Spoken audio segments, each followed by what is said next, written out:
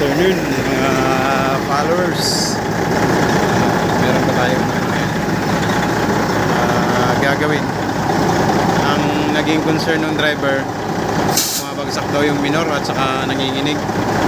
Ngayon sinalangan ko po ng scanner.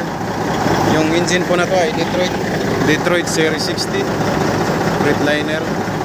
Ngayon nung sinalangan ko po ng scanner, ito po yung lumabas. Meron siyang abnormal na injector.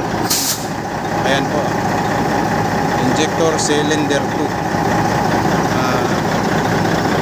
Dati na may napalitan na ako dito, dalawa, yung 5 and saka 6.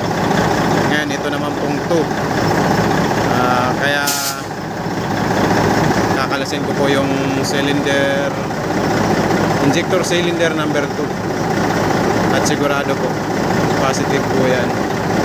Ang gagawin ko po ay dadalhin ko po dun sa UN, sa gawaan, sa calibration, para ipakalibrate o papalitan ng i-pre up po yung tip nito. Sigurado ko yung tip nito kasi yung dati naputol din yung spring nung injector tip.